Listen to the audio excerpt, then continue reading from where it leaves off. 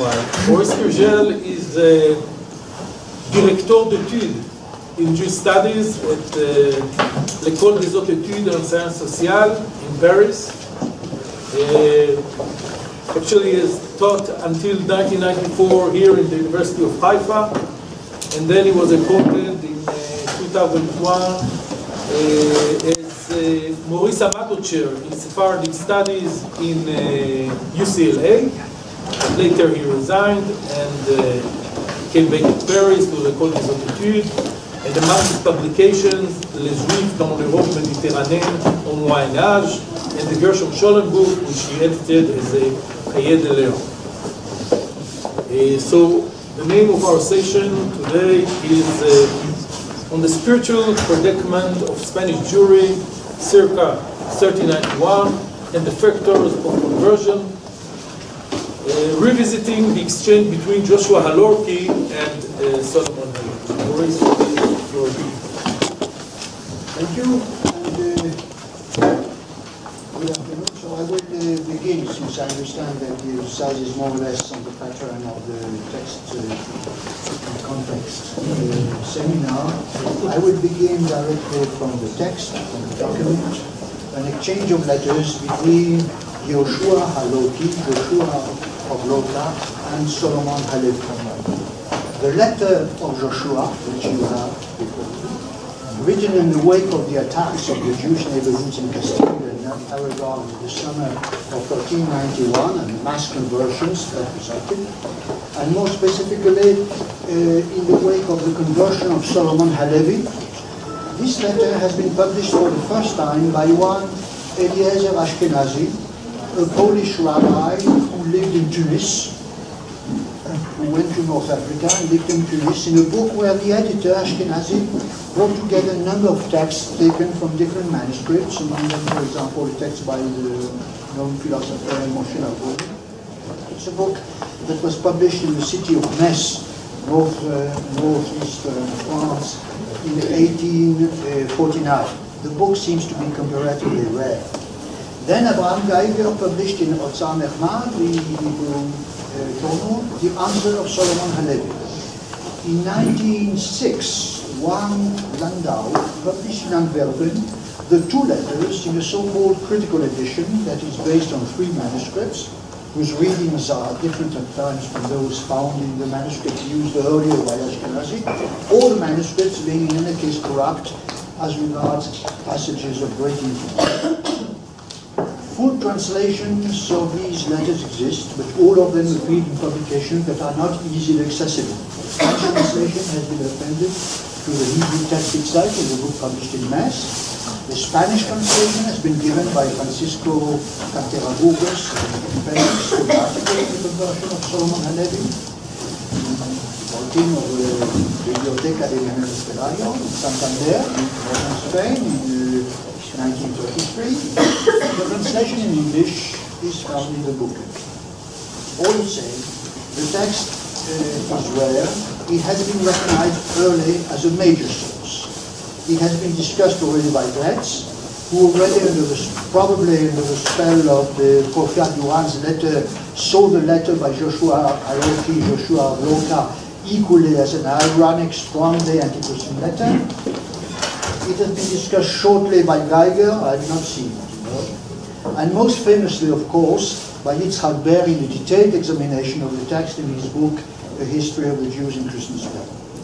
The conclusions of Ber's masterful analysis are well known. Now I sum them up briefly. Joshua of Loka wrote to Solomon Halevi to ask him about the reasons for his conversion and to raise objections. But these objections, Ber says, revealed that he was already in a state of uncertainty. Shaul Lieberman also saw the letter as written by somebody who is on the verge of conversion. He writes, Asaf Shamar, a state of uncertainty that went on for 20 years until he converted in 1412. So that the spiritual journey and the career, as it were, of Joshua, made of long hesitations and then of a decision which leads afterwards to an active campaign for the conversion of the Jews, is comparable to that 100 years earlier of Avner of Burgos, The nature of the objections and the passage of the answer of Solomon Halevi, there says, show that Joshua was deeply influenced by the philosophical outlook so typical of the social elites in the Jewish Spanish community, by what Averroism, not necessarily or not only in the technical sense of the influence of the writings of Ibn Rushd, Averroes, but in the larger sense of an enlightened outlook of the medieval Aufklärung, and they show that this influence could operate as a trigger for conversion. Philosophy led to conversion, there says, through lack of faith, and conversion was then viewed mainly as a ticket of entrance into the larger society.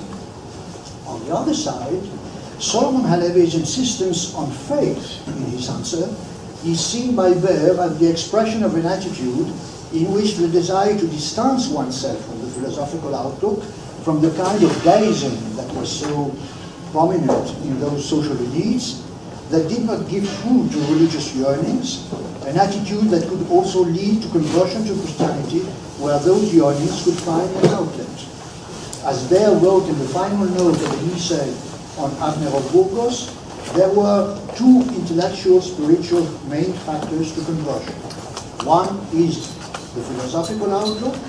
The other is the movement which sees Christianity as superior to Judaism because of its intrinsic religious values. A movement which expresses a revolt against the philosophical rationalistic current, and Solomon Halevi was the standard bearer, the main figure of this movement.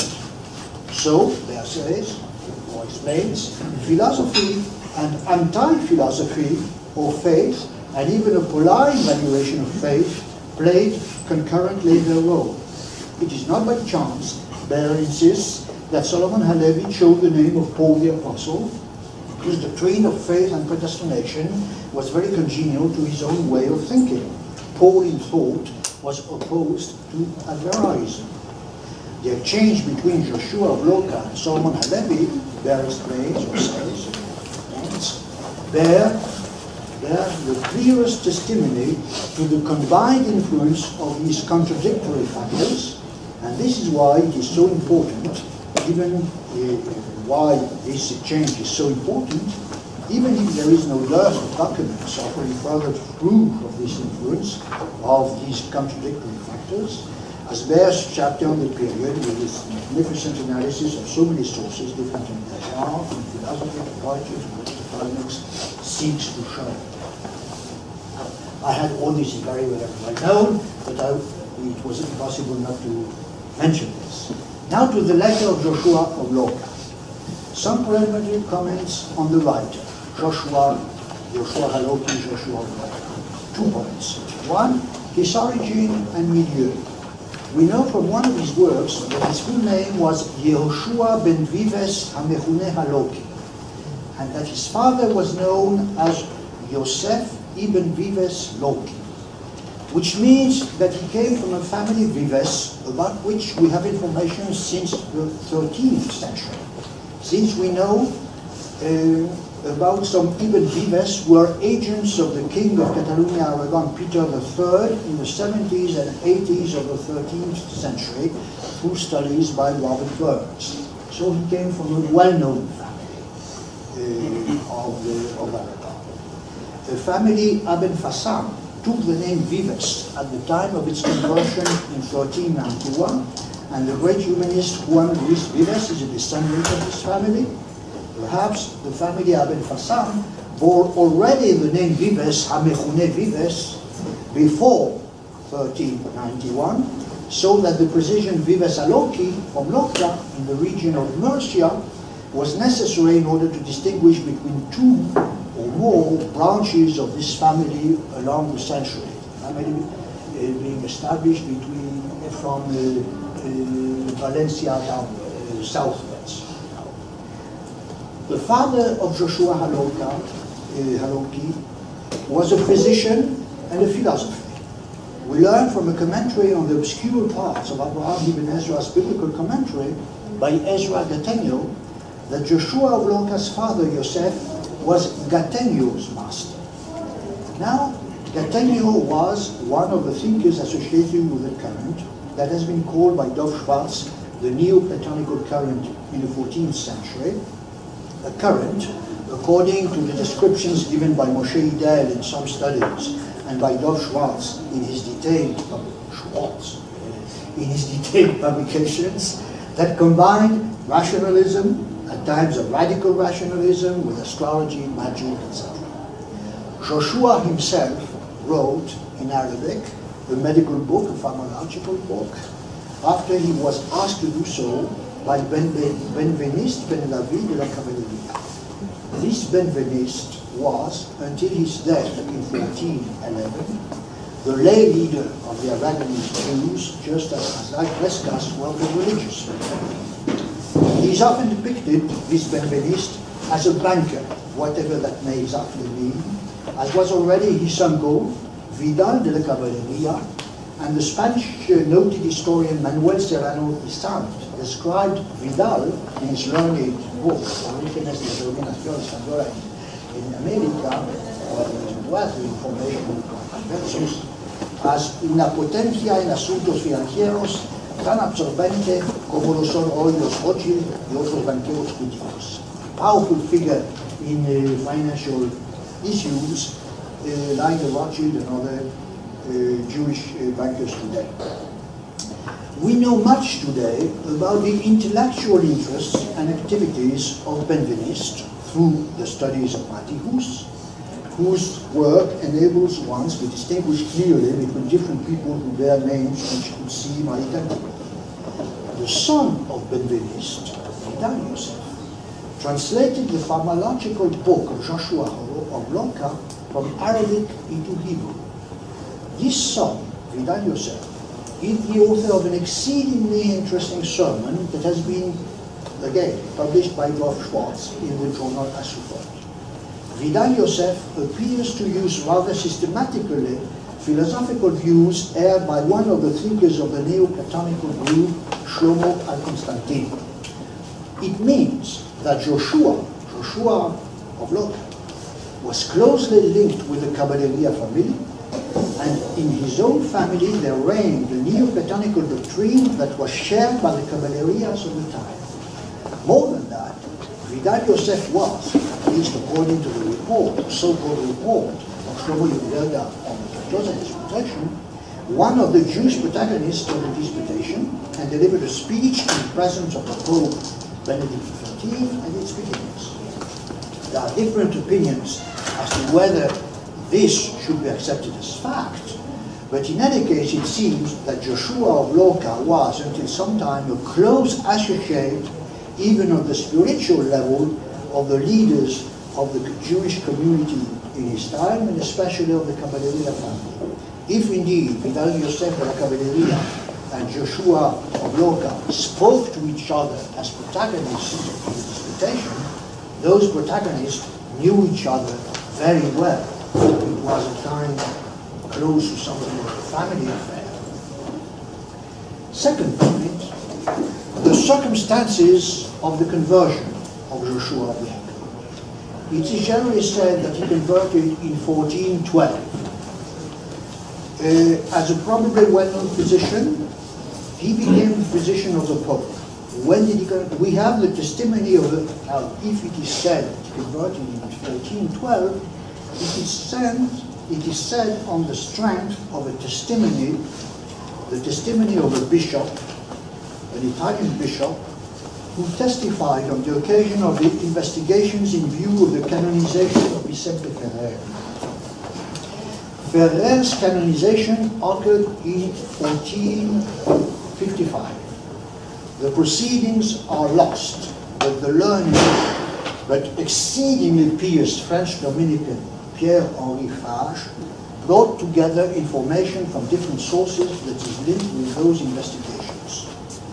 According to what is said in these proceedings, the Bishop of Silesia said that the sermons of Ferrer in the city of Alcañiz in Aragon bore, I quote, translate from Latin into English, bore fruit. They led to the conversion of a very learned rabbi who was versed in the law of the prophets and in the science of the Talmud. After his conversion, he himself preached in many cities of Aragon, and brought many Jews to the faith. He helped greatly in bringing together the rabbis in the place where Vicente wrote his famous treatise. Clearly, Joshua, who was a Albanese, is the person who is mentioned here as having been converted by Ferrer when Ferrer was in the city, where when he went to Alcaniz and preached after he left the city of Caspe, where Ferrer had played a key role in ensuring the election as King of Aragon of the Castilian Fernando de Antequera. Now I must stress again that there seems in this testimony to be some confusion, although perhaps only on details. Fage says, well, it is said in the proceedings for canonization, and we know that the proceedings of canonization are very, very scrupulous and detailed, so it must be true. Well, we have a lot of information on how the canonization proceedings are going on from the 13th century, and it is true that they are very scrupulous, but it doesn't mean that we have to accept every data and every testimony as a proved fact. In fact, we know that Joshua was himself in the city of Caspe, very close to Alcaniz, where indeed Fernando de Antequera was elected as king. He was in Caspe and had some role. The document has been mentioned by a historian of medicine in the Iberian Peninsula, and before him, in fact, by others, and has been recently scrutinized again for reasons not linked to Joshua Haloki by the important Argentinian historian Marta Madero. There is an interest in this document because, after all, the idea of selecting a committee of people who will choose who is the king is very unusual in the Middle Ages. So historians ask themselves how it was that there was such a procedure. Now, according to what has appeared, two physicians at a specific moment were asked to give an advice on one of the members of this committee, the committee of 7, if I remember. They had to vote on the question. This member of the committee was supposed not to be of sound mind, and the physicians had to decide if he would be declared mad and excluded. These two physicians had to take an oath on the Gospels that the examination would be done in good faith. One of the physicians is Honoratus de Bonafé. It seems to be Porfiatua. Is it him? Is it somebody else by the same name? I don't know. I may mention incidentally that it has been mentioned, it may be mentioned that a text published 11 years ago by Giulio Busi and Saverio Campanini in a kind of festival for Vittorio seems to imply that Porfiat Duran converted. One Marco Lippomano, a noble Venetian who made a brilliant administrative career in the service of Venice and wrote letters in Hebrew to one Crescas Meir. It's an early example of Christian operation. This Venetian writes to Crescas Meir in Hebrew. He makes the remark, when he's exchanged with his Jewish correspondent, takes a bitter turn, that those Jews who have had a taste of wisdom and are not stiff-necked, moved to our holy religion, כל מי שיתחכם מהם ולהוקשהו פה, יועתק לדתנו הקדושה. See Maestre Honora, who is the head of the sages, ראש החכמים, and was called Maestre Profia. And see Maestre Pablo, who was called Don Shlomo Halevi. Crescas Meir replied that he will not deal at length with the issue what seems to him the reasons of the move, Sivot HaHe'etek, but he will nevertheless say that it was Horat Shah. We can understand the temporary decision or a decision taken in view of specific circumstances. This is the other physician in the case is one Geronimo de Alcaniz. Geronimo de Alcaniz is clearly Joshua Volta. He was already Christian at that stage. This is what I want to emphasize. Perhaps he had indeed converted not a long time before the political meeting at Caspe in 1412, but we do not know. In the following months of late spring and early summer of 1412, Joshua wrote the book Sefer HaPikudin and became the basis for the disputation in Tortosa. Now, the letter of Joshua Halaki. We may identify three parts in this letter. In the first part, after having expressed his bewilderment at the news of Solomon's conversion, Joshua musters four possible reasons for conversion, concludes the fourth one, that is a Christological reading of verses in the Bible, is the one that was the incentive of conversion in Solomon's case. All the more so, since Joshua says Solomon was versed in the books of Christian theology. This, it must be emphasized, coincides with Paul of Wilber's own description.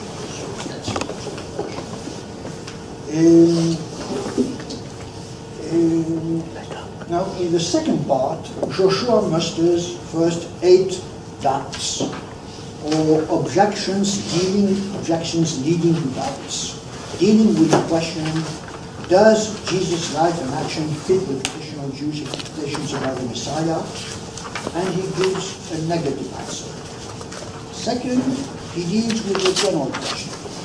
What should we think of Jesus' historical career and of central Christian beliefs, whether or not one can find support for those beliefs and for a messianic evaluation of Jesus in the authoritative Jewish texts? He deals with Ivy's views, and again, I will skip over that, I will go there in order to go to where I need to go. In any case, what I would emphasize on these doubts, that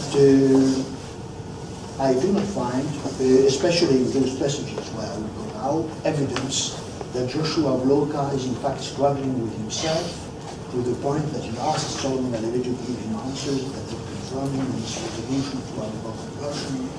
This would mean that he is at conversion. I do not find evidence of that. It is true that Joshua says that the Christian point of view can be understood, but this is in order better to reject it. And so I will say this. Now, perhaps mention that on the notion of Trinity, for example, Joshua, and it is taken as a testimony that he is already dealing with the idea of converting. Joshua mentions that there is something in the notion of Trinity, and he quotes a well-known passage of Aristotle's cosmological book, Peri Uranoi de Coelho. It is true that at the very beginning of his treatise, Aristotle emphasizes the perfection of the world, and he has some phrases on the perfection of the number 3, as discussed, he says, by the Pythagoreans. And the passage includes the remark that the perfection of the number 3 is such that it is used also in religious ceremonies. So there is a religious significance to the number 3, Aristotle says. After Obogos has quoted the passage, I think that any Jewish intellectual interested in physics, astronomy, and cosmology would have encountered the passage, since the De Coelho, dealing as it does with cosmology, explaining Aristotle's view of the eternity of the world that has not been created and will not end, was of course of primary interest to Jews, and for that matter to the believers of the different monotheistic creeds. And since Averroes, in the last middle commentary on the treatise, had been already translated into Hebrew in the middle of the 13th century, one Shlomo Ben Ayub in Béziers, France, and it was very probably compulsory reading for all the Jews with scientific interests. In fact, Joshua quotes the passage more in the wording of Averroes than in the direct Aristotelian text. So it doesn't mean much. He quotes that because every Jew who was interested in physics and astronomy would have read that and would mention that. In any case, what's more important to me is what is going on afterward in the third part of the letter. Joshua of Lorca is raising two questions. Okay. You are able not to agree. In the third part of the letter, Joshua of Lorca is raising two questions and begs Solomon Halevi to send him his answers. First question in the form of a dilemma which is supposed to show that Halevi's decision to convert was wrong, even according to Halevi's views. Is everyone under the obligation to investigate his religion in order so as to determine whether it is the true one or another is the true one? Where is it in our booklet?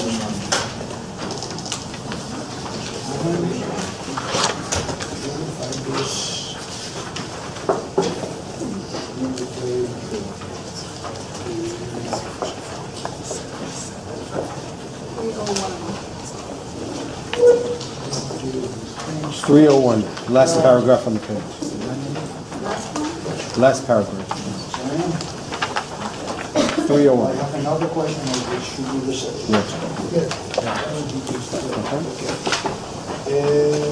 Yes. Yes, 301.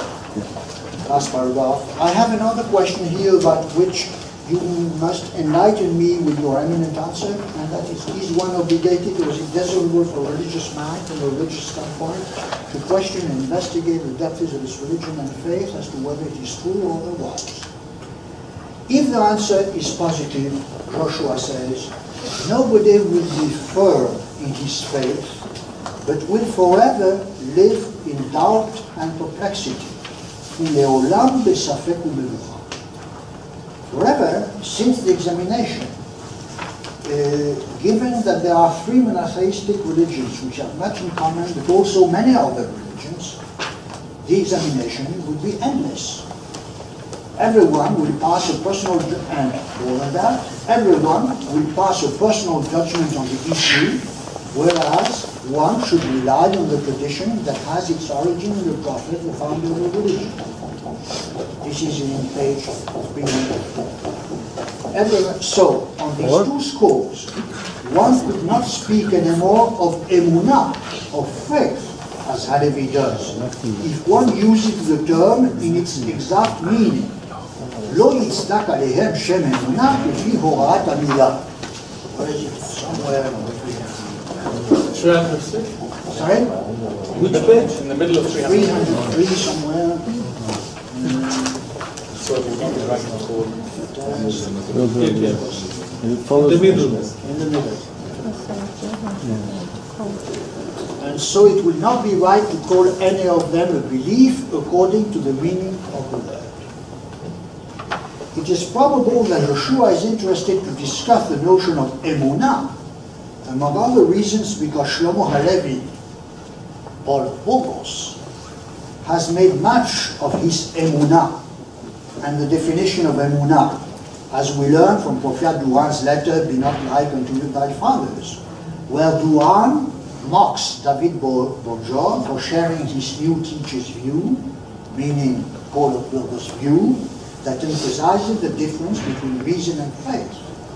According to Paul of Burgos, one should hold, Duran says, emphasize that it is according to Paul of Burgos, because Talmage has written that it is the view of Duran. I think he's wrong. This is the view ascribed to Paul of Burgos. The text is different. It is said, האמונה היא העולה למעלה, והכופרים בה ישובו רשעים לשאולה. וזה אמר, צדיק באמונתו יחיה, אם גדר האמונה בלשון עברי, כמו שאתה ומלמדיך חושבים. In Talmud's English translation, which is a bit of an interpretation, it cannot be otherwise, faith alone goes up to heaven, Mala. Those who deny this go to hell. Also, Scripture says, therefore, the just shall live by his faith and will have eternal life. Faith. If the Hebrew word does mean indeed that which thou and thy teacher wish to understand by it. And we will see in a minute that indeed Halevi rejects the rationalistic understanding of emunah that blurs the difference between knowledge and faith. What Joshua Aloka means is made explicit by Albo in his Sefer HaIkarim, which is well known, Book of Principles, where Albo integrated in his own book, in first book, chapter 24, this passage of Joshua's letter, nearly with no change. And he says, I quote Rusik's translation, if we say that one professing a religion is obligated to investigate, etc., etc., the result will be that no religionist will be firm in his belief. This is exactly what Joshua said. And will therefore deserve no reward for his belief. He is not firm therein and free from doubt. For we cannot call a thing belief except when the mind cannot conceive the thing being otherwise, as we explained before. And indeed, chapter 19 is devoted to description in these terms of the meaning of what is belief, emunah.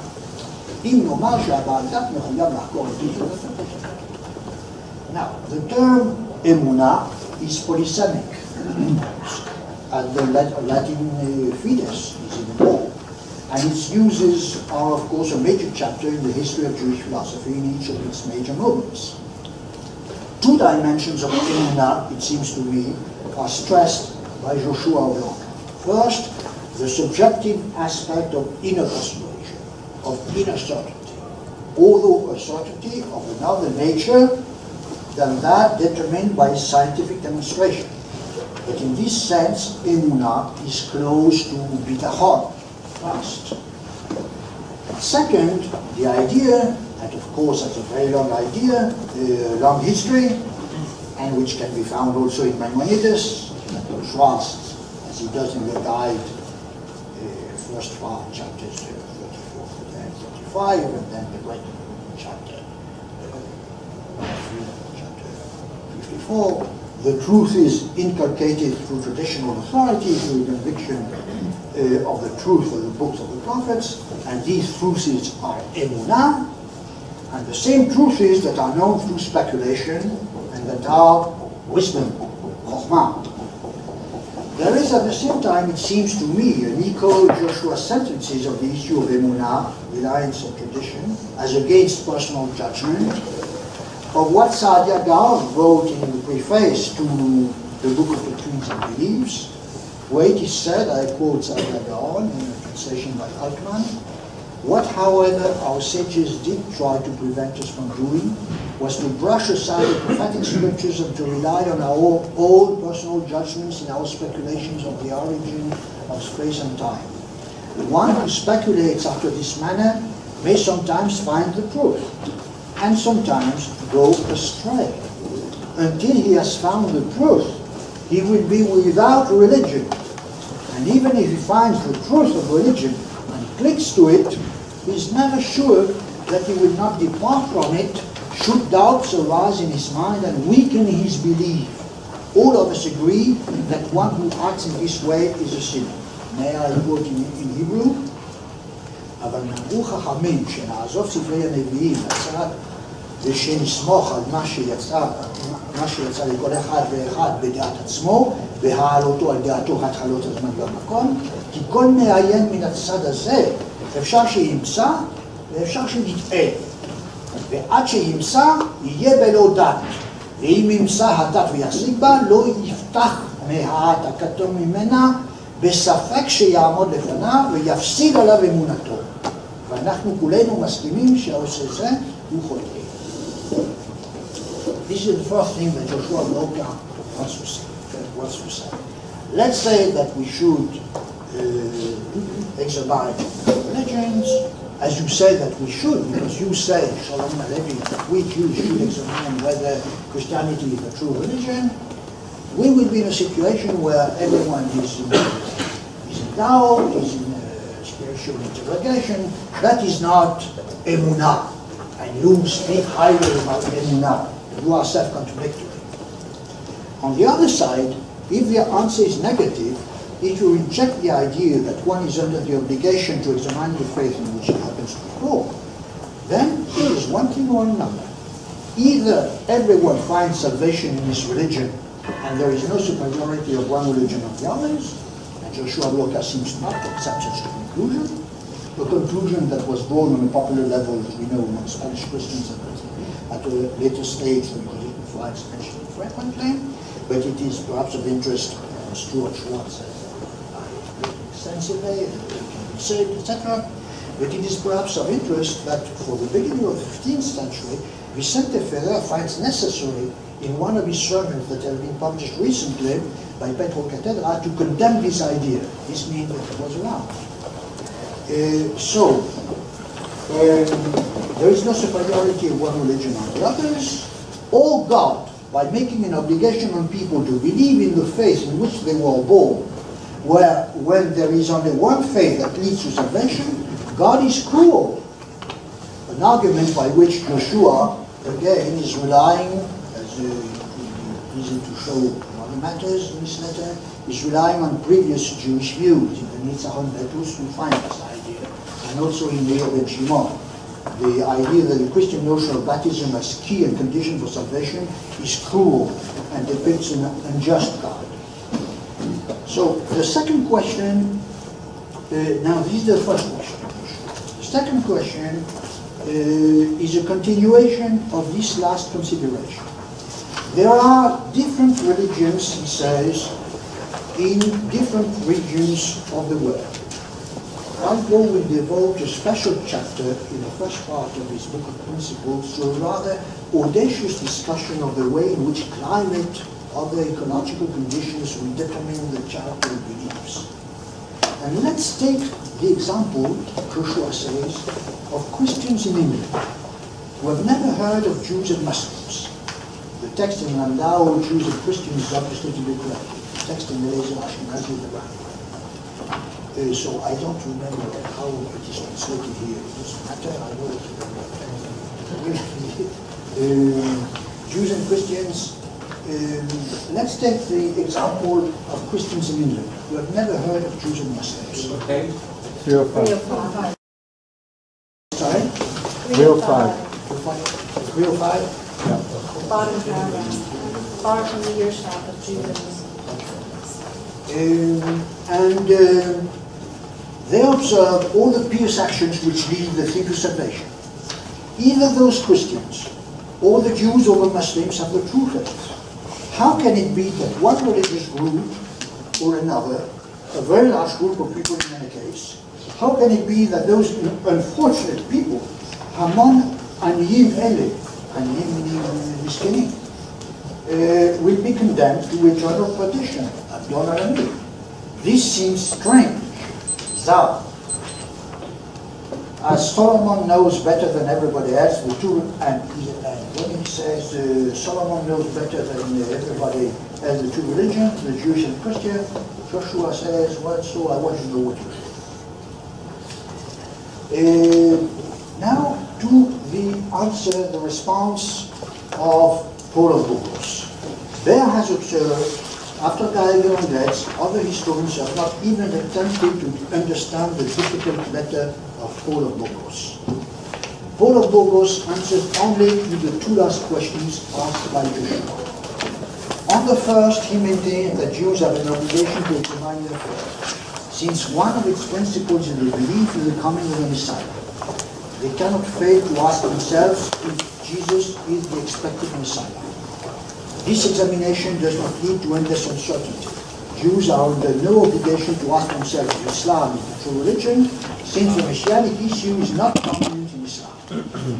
Paul affirms that Christianity's faith is universally by nature, as shown by Isaiah 14:4 and his teaching in nations the whole, so that Christians in England or elsewhere are under no obligation to examine their own faith, but non-Christians are under this obligation. How is one to know that if his own religion is the true one? One has to use the criteria given in order to distinguish between authentic prophet founded religion and the fake ones in the well-known chapter in the Guide for the Perplexed, 214. More precisely at the end of the chapter. Now it is said, he says in his answer, yes, it is in page 313. The answer to this is found in Maimonides' best in memory in part 2, part 240. I must say I'm at a loss to see how Paul of Bogos can find in those sentences in the guide clearly aimed at pointing at Muhammad as a false prophet because, according to standard anti-Muslim argumentation of his inclination to bodily pleasures, how he can find a basis here for the demonstration of the proof of Christianity as against Judaism. Now, on the second question concerning salvation, Paul says that true faith leads to eternal life, to salvation. Faith and not knowledge or science. And we read, now I don't even remember how it is translated here, but I translate, it is generally translated so.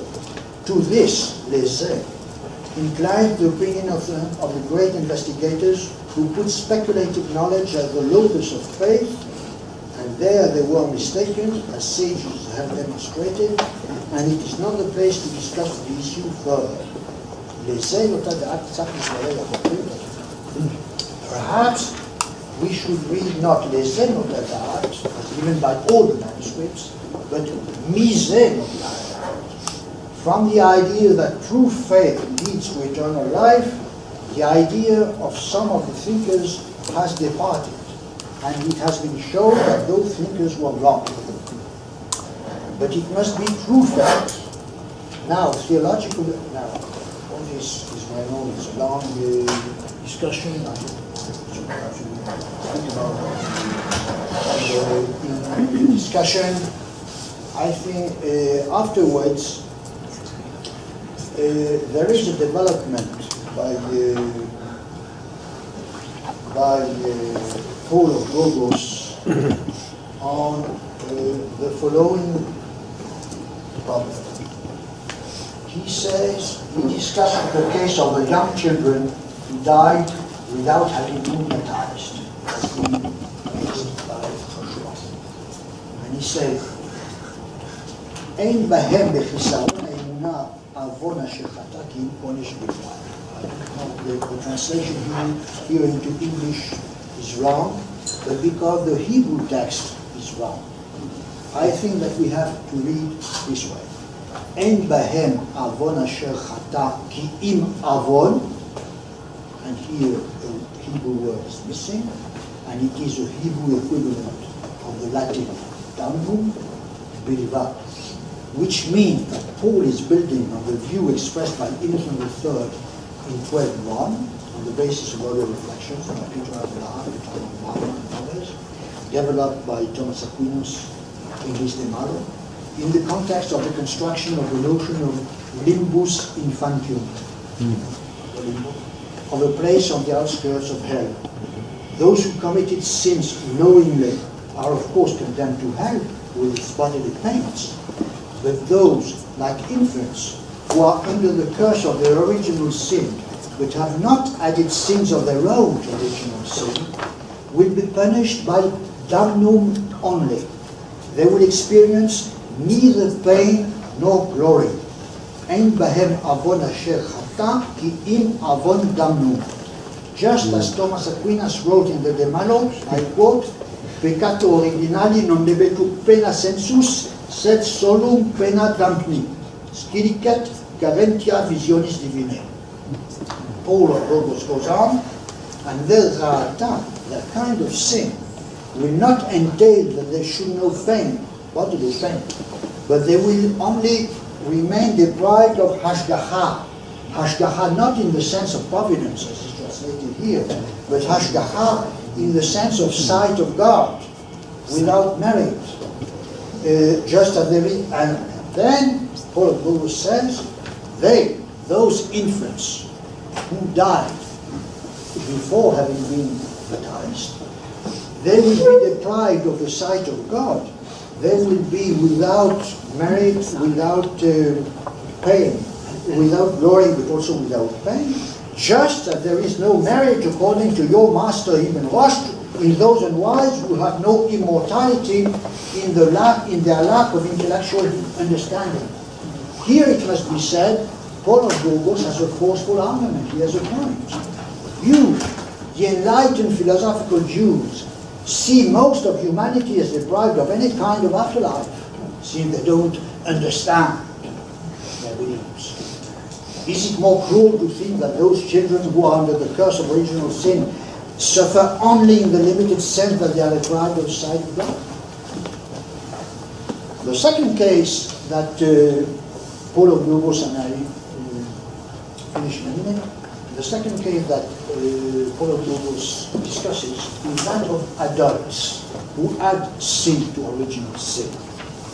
Perhaps it is this sin that is called in Hebrew kinyanit. Nobody understood what is this kinyanit. Perhaps it is accumulated on the basis of original sin. Here Paul contends that the Chachmei Matenu, meaning apparently, I think that there is right in this, the Christian scholars, are of the opinion that those men who will examine their faith in truth and resolutely, wherever they may live, even to the corner of the earth, the Lord will power in their heart the faith and love that are necessary for salvation, even without the baptism by water. I must confess that I do not see on which sources Paul bases himself here. Perhaps he uses the notion of dilectio naturalis that Aquinas discusses in his commentary on Peter Lombard's sentences. In any case, it must be emphasized that Paul was here expressing the most open, as it were, open attitude of the Christian religion, since the issue of the limbo and the question of the eternal punishment for unchristian children was in the late Middle Ages far from settled. The limbo in the 13th century. It has been shown by an Italian scholar, Chiara Franceschini, in a recent essay dealing with the painting by Michelangelo, the Uffizi Museum, where she brings a lot of material on the issue. And since otherwise the doctrine that extra ecclesia nulla salus was reaffirmed in the strictest terms by the Council of Florence, the continuation of the Council of Basel in 1442. There is a study on this by a French Jesuit scholar.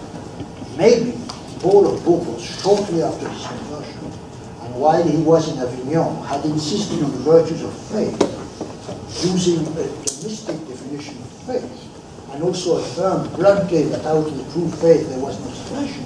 This is the testimony of the next perhaps. And maybe here, in the answer to Joshua, he wants to show himself as taking more lenient views. Now, a last word about the way in which the notion of faith, as being both basically unproven by demonstrated reasons and having to be stable, we saw that both Joshua and Paul insist on the fact that emunah means that you are firm in your belief. This notion that has been put forward by Joshua of Loca has been used as a basis for a doctrine of tolerance not long afterwards.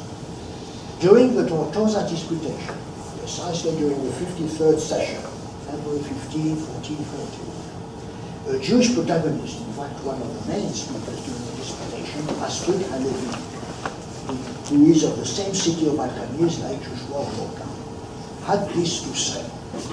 I translate from the Latin in Cassius Lopez book of the Tortosa disputation into English, or in fact I use a translation that is not even popular. I say that all disputation about the principle of religion is prohibited, so that a man may not depart from the principles of his religion. David said in Psalm 37, verses 30-31, the mouth of the righteous utters wisdom, and his tongue speaks justice. The law of his God is in his heart, not in his mouth. None of his steps slide. We see, as Levi says, that only science should be made the subject of dispute and argument, but religion and belief ought to be consigned to faith, not argument, so that he may not flee from it or retreat from it. On the contrary, everyone should make his root and foundation in faith and put the conclusions as valid, stable, and not subject to doubt. When we say, we the Jewish scholars in Tortosa, we say we do not know and cease disputing, we are doing what is right for every person who observes a religious law. Nos vero docentes, nescimus plus, et ad disputatione cessantes, facimus quod justum est quicumque legem servantium. This text was judged sufficiently interesting by Baer to publish it fully in an appendix to his article in German on the Tortosa disputation. And William Maccabee has also stressed its import as a plea for toleration in his discussion of the Tortosa disputation in his book Judaism and Trial. Indeed, it seems to me, we are not far here from Shlomo Eichelberger's view that, I don't remember where it is exactly, he says in matters of faith, there is no place for Paul.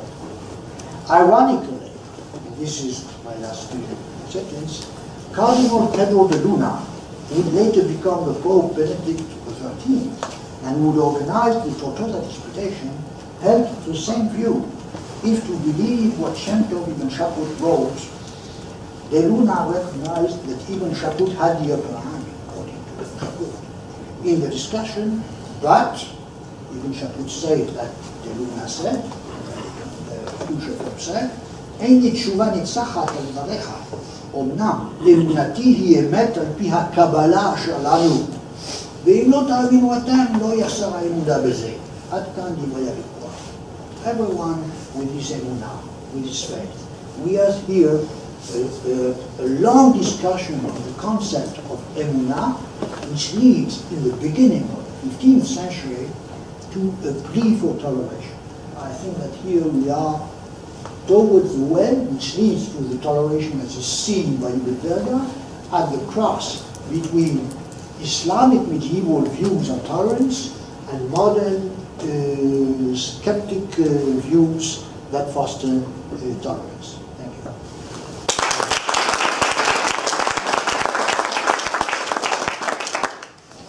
Thank you very much, Maurice.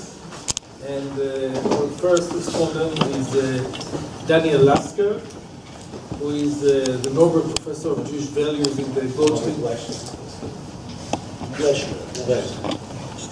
Okay, it's not here. All right. In the Ben-Gurion Department of Jewish Thought at Ben-Gurion University of the Negev. He is the author of many books, including Jewish Philosophical Polemics Against Christianity in the Middle Ages, that also deals with these topics that we heard right now.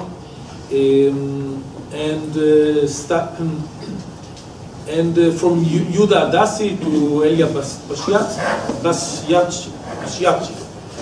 Bashiachi, studies in late medieval Karaite philosophy, and a lot, other 200 other publications. All his degrees are from Brenda University, and he also studied at the Hebrew University, in addition to Ben-Gurion University. Professor Lasker. Thank you very much. Thank you for presenting this interesting letter, which obviously reflects this turbulent period of Iberian Jewish history. There's a period, obviously, of forced conversions and also conversions from conviction, intense polemical activity, treatises, exchanges of letters, public disputations, and in a sense, it's a struggle over the future of Jewish life in Iberia.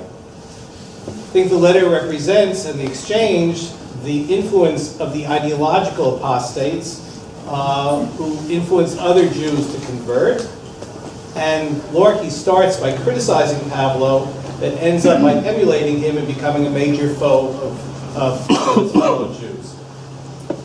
In terms of the influence of the letter, Maurice already explained the relationship between the letter and Joseph Albo's Sefer Yikarim, Book of Principles, Book 1, Chapter 24.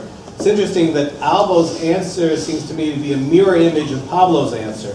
Pablo says that Christians are not allowed to investigate their religion, but everybody else should investigate their religion in order to become Christian.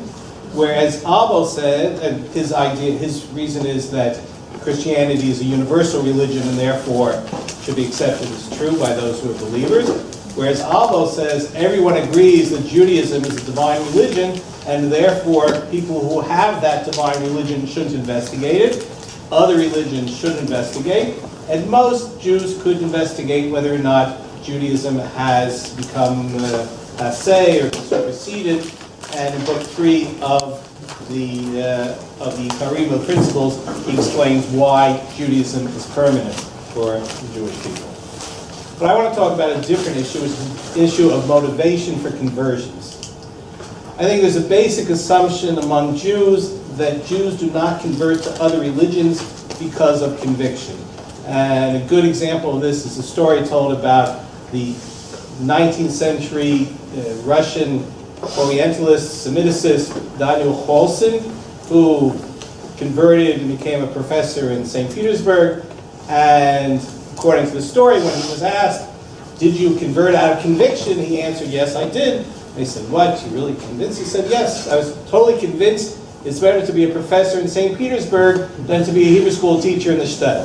So, I also noticed, even though I'm not the first speaker, I'm the first one to tell a joke. I think you were last time too. The last time I was the last first speaker, so it didn't make any difference. I had the opportunity. Anyway, there had to be some ulterior motive. And notice that Lorke gives Pablo 4 possible reasons. Either desire for wealth and fame and foreign women, the deleterious effects of philosophy, despair over the length of the exile, or conviction based on verses, which is what he then discusses. Even here, he has difficulty assuming conversion was because of conviction. What I'd like to do is give a few examples of earlier statements by Jews that, in their attempt to find reasons for Jewish apostasy. I'll start with the Kuzari, 12th century, Judah Halevi.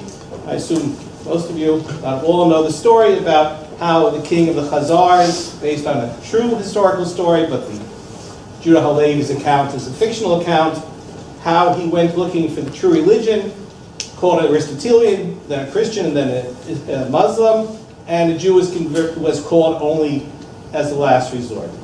Anyway, after the Christian explains Christian doctrine in part 1, chapter 5, the king responds, "There is no room here for reason. On the contrary, reason would reject most of this talk." Now he says it can happen that sometimes one is forced by personal experience to accept data which is against reason, and then one has to work hard to find some sort of explanation of it. But this is not the case with Christianity, as he says, and quoting again, "I do not find myself favorably disposed to accept these things because I have come upon them unexpectedly and was not raised on them." In other words, if one is raised as a Christian, then one might try to employ reason in order to prove Christianity's illogical doctrines. But someone who was not raised as a Christian has no reason to accept that religion. One might almost say that from Halevi's perspective, a Jew could not possibly accept Christianity on its merits. This idea is developed later in the first part chapter 80, when the king asks how Judaism developed, and then how it spread and came to be viewed, how concord emerged after discord, and how much time it took for your religion to become well established and built up until it was fully constructed and complete. This question is asked because, according to the king, undoubtedly the beginnings of religious communities are to be found in individuals who help one another in supporting the opinion that God wishes to prevail. And so they keep on growing in numbers and eventually achieve victory by themselves, or a victorious king arises on their behalf who forces the multitude to accept that opinion. The Jewish sage's response, that Judaism did not grow that way but emerged fully formed at Mount Sinai, is not relevant to my point. What is of interest is the idea that after non-Jewish religions begin slowly through a few individuals, eventually there is a need for a military victory, either by the original believers or by a king who has adopted the new religion to force the multitude to accept it. The references are obviously to Christianity, with King Constantine, and to Islam, with its vast military spread. Taking the two passages from the Kuzari together, only Christians born into Christianity could possibly accept its absurd doctrines because of their habitual exposure to its doctrines. How then does one explain Jewish apostasy to one of the majority religions? A Jew who converts is obviously under duress and certainly not acting out of conviction. Maimonides also mentions habit as a reason for preventing a believer from achieving the truth. Building on the statements of the 3rd century Aristotelian commentator Alexander of Aphrodisias, Maimonides adds habit to the 3 reasons given by Alexander for disagreements about intellectual matters: love of power, the difficulty of the subject matter, and the stupidity of the one who wishes to achieve the truth. It is of interest, but not in this context, that Maimonides says that habit is a problem which did not exist in Alexander's day. Somehow people raised in the society with which Maimonides was familiar, namely monotheistic Jews, Muslims, and Christians, were more susceptible to bad intellectual habits than those who lived in the pagan Alexander's society. But Maimonides' point is clear. Upbringing and habit prevent some people from arriving at philosophical truth. The converse should also be true. A Jew not brought up as a Christian or a Muslim could not possibly accept their doctrines. Turning from these general discussions about habit and truth and looking specifically at the Jewish-Christian debate, we see that in his account of the 13th century disputation of Barcelona, Nachmanides presents himself as having said the following to King James I of Aragon: "You, our Lord King, are a Christian, son of a Christian, and you have listened all your life to priests who have filled your brain and the marrow of your bones with this doctrine concerning the Messiah, and you have believed it out of habit. But the doctrine in which you believe, and which is the foundation of your faith, cannot be accepted by reason, and nature affords no ground for it, nor have the prophets ever expressed it. A miracle cannot extend sufficiently to be possible for this, that the Creator of heaven and earth resorted to the womb of a certain Jewess, and grew there for 9 months, and was born an infant, afterwards grew up, and was betrayed into the hands of his enemies, who sentenced him to death and executed him, and then afterwards, as you say, he came to life and returned to his original place. The mind of a Jew or any other person cannot tolerate this." In other words, Christian doctrines are totally unreasonable. The only way one could believe them is by what he calls habit, or what we might call brainwashing and indoctrinating from an early age. An Iberian Jew writing in the mid-15th century, Chaim ibn Musa, also stresses that all the books of the world could not by any means force this into the mind of a rationalist, especially one who has grown up believing the Torah, which is far removed from these beliefs. For the Jew's whole belief agrees with reason.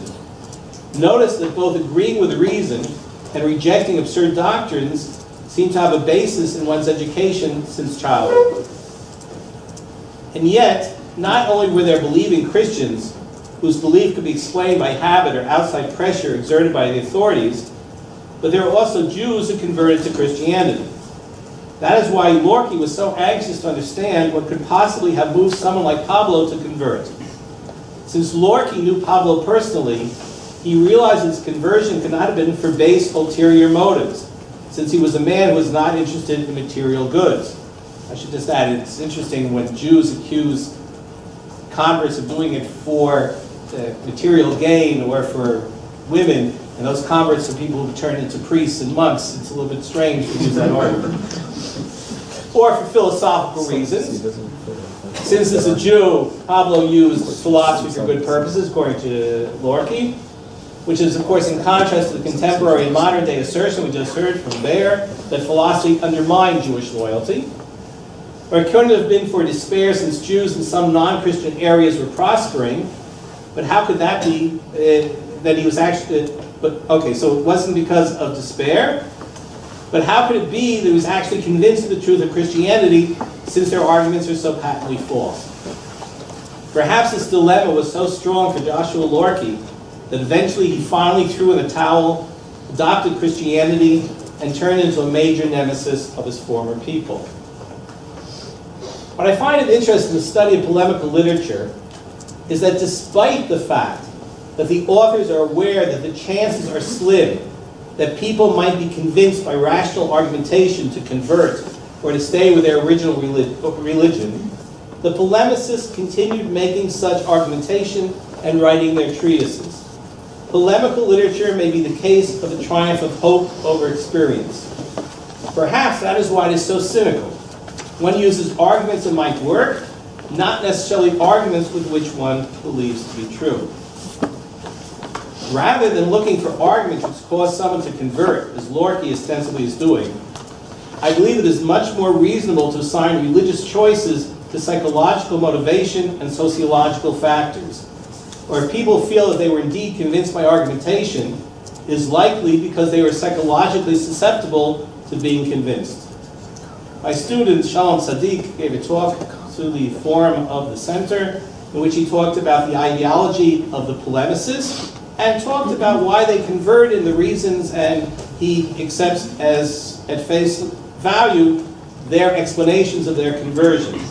I doubted that, and he said, no, and I said, but perhaps he believes that in political propaganda truly reflects the views of politicians. And he said, yes, he does. I'm not as convinced. Therefore, for me, religious convictions have almost nothing to do with argumentation and almost everything to do with psychology, sociology, and causal chains of events over which one has no control.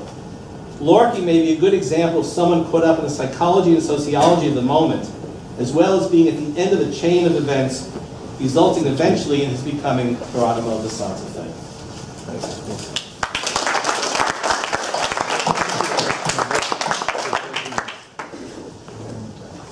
We move on to our second respondent, Alexander Verhaven, who holds a PhD in the history of religions from the University of Chicago, School.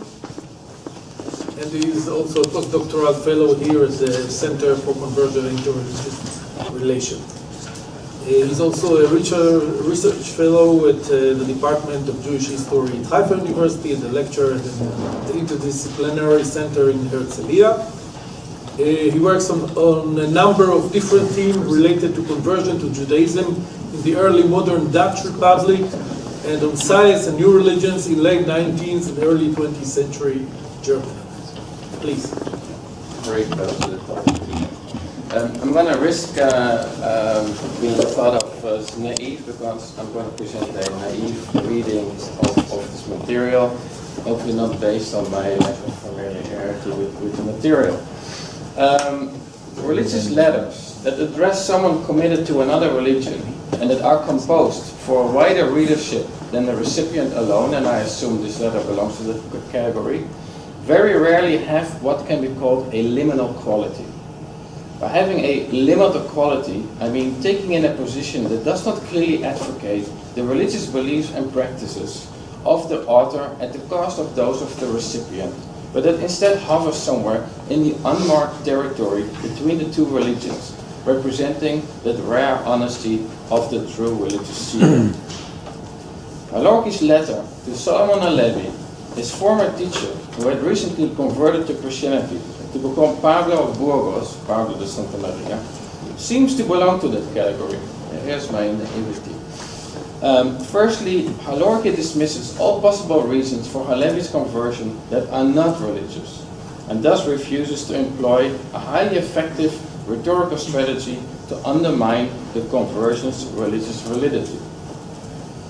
The non-religious reasons Halevi rejects are, and I'm going to try to skip about things that we already heard today, so I'm going to skip the baser reasons, financial reasons, despair. In the end, Lorke claims, asks the question, and this is on page 263 on the bottom, perhaps the secrets of the prophecies and the principles of faith and the proofs were revealed to you, that which was not revealed to the wise men of our nation in their dispersion, and that you saw that our patriarchs had inherited lies because of the inadequacy of their understanding of the purpose of the Torah and prophecy, and you chose what you chose because it is right and just.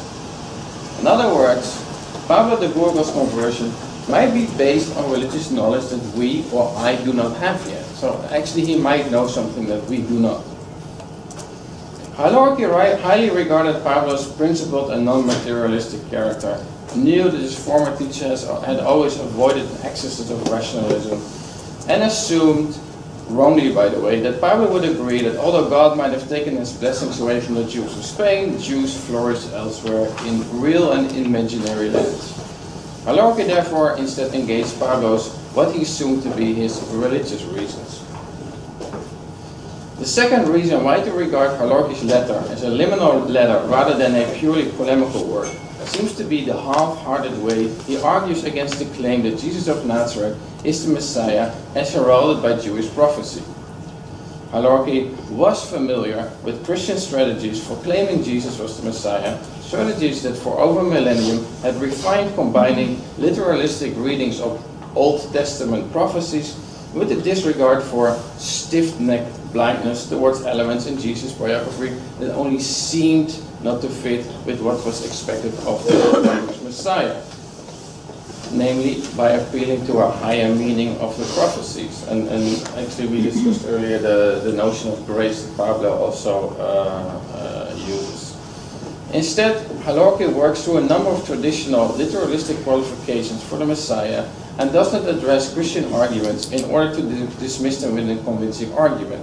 And so I feel his heart is not really into this, into providing a hardcore polemical dismissal of Pablo de Santa Maria's claim. It seems, however, that he almost asks his teacher, like, please enlighten me, please explain me what I really should believe. The third ground for defining Halorky's letter as a liminal letter, written from the no man's land between the denominational fences, is the questions with which he concludes his letter. Although it seems that these questions already exist as part of a Christian polemical literature, and one can see how Pablo handles them in his own response to Joshua Halorky, they nevertheless assume a liminal character in the letter of Halorky to Pablo de Boer. In the letter, Halorky asks, and you can see it on page 301 on the bottom, and it's also something we already discussed before.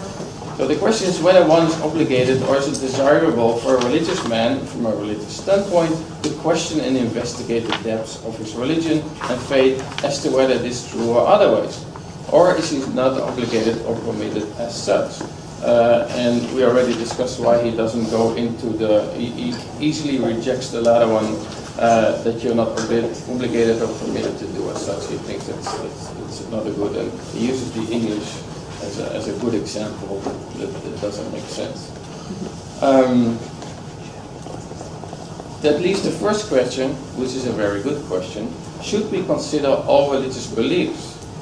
But then, how will we end up sticking to the right ones and not end up being perplexed? And I think we should take this question at face value. This is a very serious, perpetual religious question.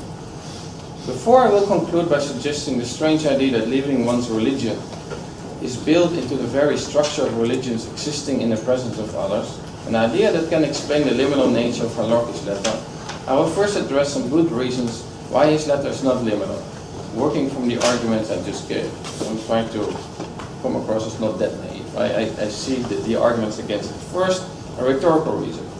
If my former teacher had converted to the wrong religion, and I strongly disagreed with him, it might not be a bad strategy to wrap my arguments in deference and appreciation, so as not to come across as a former student about to commit parricide on his erstwhile teacher while not having sufficiently listened and thus understood his teacher's instruction. Instead, I could undermine his decision by asking simple yet difficult questions that show how problematic his decision was. Although Itzhak Beer, who briefly wrote about the letter, pointed out, but really beautifully, pointed out that no scholar had succeeded in convincingly argue that Halorky's tone was sarcastic. A great rhetorician can convey a very critical message by avoiding any hint of sarcasm in his or her language. An honest tone could therefore be much more powerful, such as the one on page 297 when he asks, quote, "But what do you say in your soul about the fact," etc., etc. So maybe look into your own soul. It's a very gentle question, but on the other hand, it's a very direct and confrontational question. But it isn't aggressive, it isn't sarcastic. What he asks his teacher to reconsider in the depths of his soul, to see what he believes is really certain. Another reason why my claim that Halorky's letter is not liminal concerns my argument, Halorky's arguments against the Christian claim that Jesus was the Messiah were half-hearted because they did not address Christian strategies.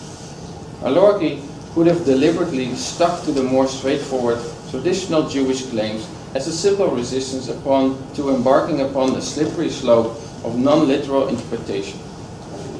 In fact, a number of Christian converts to Judaism I encountered in my work in the Dutch Republic and a number of them were actually Iberian old Christians, seem to have fallen for the commonsensical reading, a hermeneutical approach that would become so popular in the Reformation, of Scripture, leading to their conviction that Jesus was not the Messiah.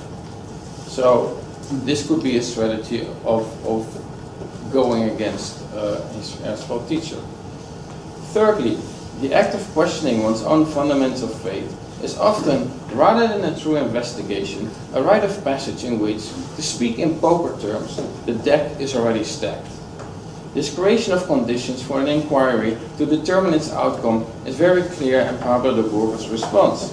For instance, in the two following examples, and we discussed this already, he says, well, we should consider all religions of equal worth, but this is the condition for a true prophet, and clearly the condition I said is the one that Muhammad will never qualify for, and therefore we do not have to think about Islam. The second, we should only consider seriously a religion that demands it of us, since Islam doesn't do it, we don't have to do it. So he basically sets up the conditions for an open inquiry which end in confirming the truth of Christianity.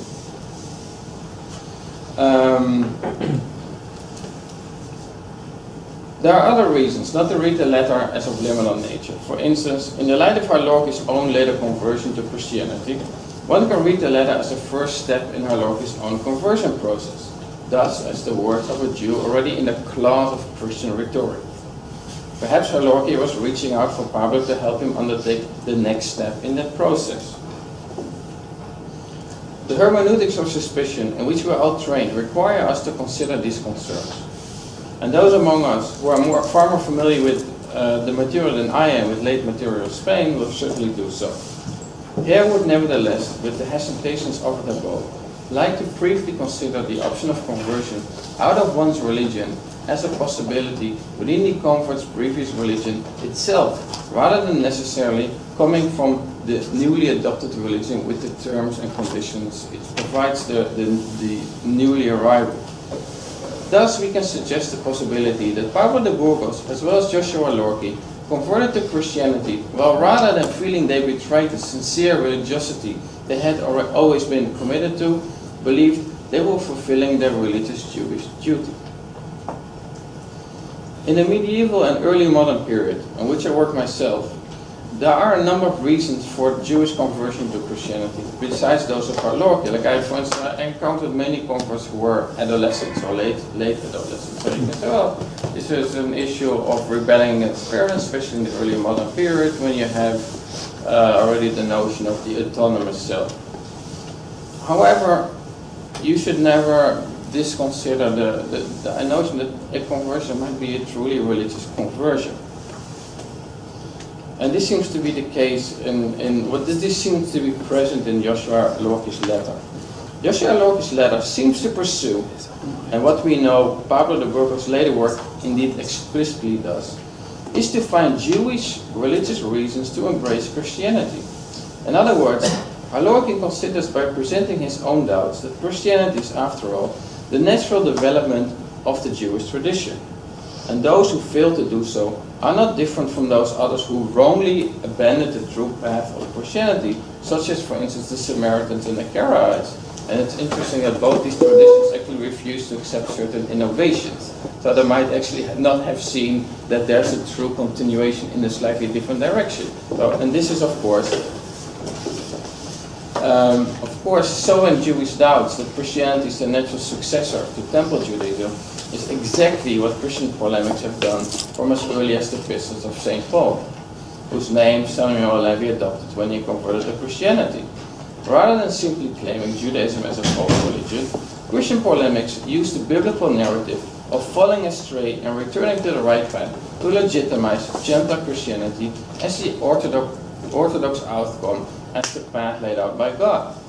To speak with Paul's letter to the Romans, the Gentile Christians were the wild olive branch that were grafted into the true olive tree of the biblical tradition, and those Jews who had rejected this natural development had been broken off the tree and are welcome to be grafted back in through conversion. There's a number of ways to which to detect. So amazing, like we're in a situation that this is a moment of crisis. This is the early 1390s as mass conversion. So how do you detect what you really have to do? I think this is a crisis moment. So how do you detect the correct paths while doubting to be on the wrong one? Of course, from a religious perspective. One of such ways is to investigate what he did in the middle of the letter, like the qualifications for what is a Messiah. There, however, I would like to briefly conclude with discussing an element that Halloki addresses, but in my view too quickly dismisses, which provides the intra-Jewish motivation to convert to Christianity. And when I was writing this, I felt I was almost advocating conversion to Christianity and the rest, but this is not the point I'm trying to make. I quote from page 263, the first page of the reading. The destruction of our people and the misfortunes that have befallen us recently, misfortunes that have affected us so deeply that we are terrified, and it seems as if God has withdrawn his countenance from us and has fed us to the birds of the sky and the animals of the earth, and that occurred that Israel would be remembered no longer. Halloki incorrectly thought that this was not a reason for Pablo de Burgos to convert, since Jewish traditions flourished everywhere outside Spain, including, I didn't know this, but there's an isthmus somewhere, and there's the armies of Prester John, and there's lots of powerful Jews that were in alliance with him, so there's nothing to worry about. But as some people in this audience know much better than I do, Pablo de Burgos, however, much later, he does see the increased persecutions in Spain and measurements taken against Jews as signs of the truth of Christianity. As signs that God has taken his countenance from the Jewish people and has embraced Christianity as the true heir of ancient Judaism, from which rabbinical Judaism erringly departed. To strengthen his argument, Pablo de Burgos was also to claim that the specific steps in this progress, namely specific repressive measures taken against the Jews of Spain and Portugal, were foreseen by a number of Jewish sages such as Nachmanides. But when Pablo was writing this, he was doing so already safely from the other side of the denominational fence, as a Christian polemicist against the truth of Judaism. Also, Pablo's response to Halloki's letter, assumably written not long after Halloki's letter, and this within half a year of Pablo's own public conversion, has this polemical certainty. The beauty of Halloki's letter, however, and again, like I feel I'm very naive in reading this, but this is the impression I get from the letter, is that it lacks this certainty, and has therefore a dramatic purity in its religious question. Like what if these events are really telling us something that we don't want to hear? What if we really need to convert?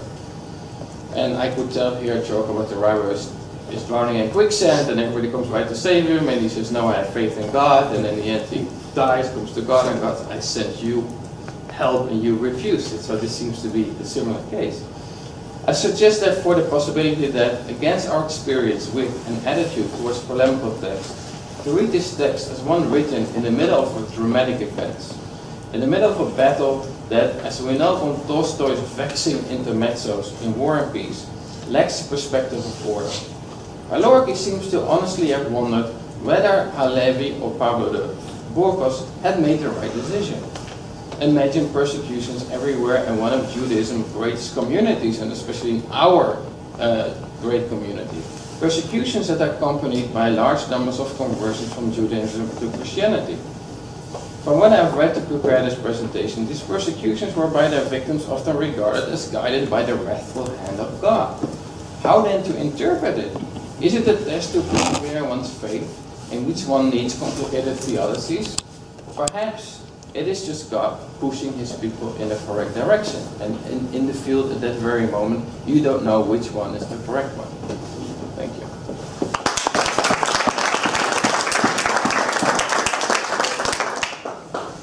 Thank you very much, Alexander. And the floor is open for remarks. And Kenneth, please. Well, I had this wonderful discussion of all the possible reasons why conversion may not be serious. So let me go in the other direction, why it could be serious. That is, serious in terms of belief, not serious in terms of the consequences of what one does. Just by chance, yesterday afternoon, I was going through Todd Edelman's new book, Leaving the Faith. Excuse me if I take a little longer than I should. And 90% of what I see there is people leaving for opportunistic reasons. And yet, there is somebody, at least one person, who had questioned his Judaism for real reasons, and that was Paul himself, the original Paul. And he's looking, if I follow what we're going to see in a new book by Christine Hayes, and she lectured on this a week or so ago at Columbia, a sense of a permanent, real truth as opposed to a kind of relativism in Judaism. Relativism in legal discussion. Nothing's ever fixed. And if one's looking for firm faith, then you need something fixed. And indeed, all the Christian polemics, they always say, if the Jews leave the foolishness of the rabbis, and of course we take this as polemic, but in fact they may be very serious because the rabbis, well, God cries, God regrets, God wraps himself in a talit and says, I want to judge by midat harach. I mean, this isn't Christianity. And the Christians see something else. And also, we judge, when we talk about conversion, we judge with bear's eyes, I feel, which was that philosophy led people to convert. Ben-Gurion talked about mysticism. And I think that there Ben-Gurion was right. In other words, a mystic belief, looking for some real truth. There are people, and we just simply can't avoid looking at it. We can't run away from it. We have all these polemicists that some of them I think were really serious in Italy in the 16th century. They really believe. They really come to believe, but not for reasons of rationalism, not for reasons of thinking this works, that works, I will be led in one way or another, but because they truly take this, what the Protestants like to call a leap of faith. It really occurs. Rarely, perhaps, but it does occur. Okay, thank you, Caleb. I would like to follow Kenny in the same direction, because I think if we are working here on conversion, we should have some kind of criteria of talking about it. And if we are saying that people converted to Christianity out of opportunistic reasons, not because of reason, not because of real belief, which I, like you, I don't accept. Why should they convert to Judaism? There is no opportunistic reason to convert to Judaism during the Middle Ages or the early modern period. So there should be some other reason. And people did convert, not as many as those who convert to Christianity or Islam, but there were people who converted, and they probably converted out of conviction or belief or something like that. So if we take this criteria for Christians who converted to Judaism, I think we should apply it also to the other side. We cannot say that people converted to Judaism out of belief, but they did convert to Christianity only out of some opportunistic reasons. Okay. Maybe first Maurice and then Maurice. Just a word about this opposition between opportunism and conviction is perhaps not totally convincing in the sense that, according to them, opportunism is the result of a philosophical view that that is everistic. That means that religion is an adaptation of philosophy. There are different adaptations that are different in the specific kinds of actions that are done within this religion, but basically those religions are one, and they express in the ways necessary for a great number of people what philosophy expresses in strict syllogistic terms. Now, this is a philosophical view. Now, this philosophical view could lead people to say, well, I'm born Jewish, a Jew. Well, I have to do what Jews do, just as Christians do the others do their own things. It's okay. Now, if one comes with a spade and says to me, well, you will be led to death unless you convert, it is not so important. It's according to my own philosophical view, a Erastic view, in which specific religious framework to live. And so there is no need for martyrdom, let's say, or for within that. And this is also why, at the time of the Inquisition, three generations after the mass conversion of 1391, so many people among the conversos were persecuted not because they were very, very believing Jews within themselves or something like that, but because they were seen as unfaithful both to Christianity and so you have a respectable view of based on philosophical notions of why you should indeed opportunistically behave in a certain set of circumstances. So the two things are not necessarily contradictory. I just want to clarify what I said. I think I made 2 points. The first one is that Jews who remain loyal to Judaism could not imagine that the converts did it out of belief. Because when they looked at these doctrines, they thought these doctrines were totally irrational, and therefore there had to be some other reason. I wasn't saying the people who themselves were the converts thought they were doing it for opportunistic reasons, but rather that that's what the Jews who did not convert thought. That was the first point I was trying to make. The second point was that even those people who convert out of so-called conviction, they say, I read this book and I was convinced that he was correct. I think one has to look not at the argumentation, but at the psychology of the person who is convinced by them. Not because I'm saying because the arguments are no good or whatever, but if you take two people and read the same arguments, or the same arguments, you have the church, they're all brought into the church and give the same sermon. Some of them will be convinced, some of them will convert out of opportunism, and some people won't. And my question is, what distinguishes between those who convert and those who don't convert? And I don't think that one can say it's just a matter of conviction, whatever that means. There has to be some other factors in play.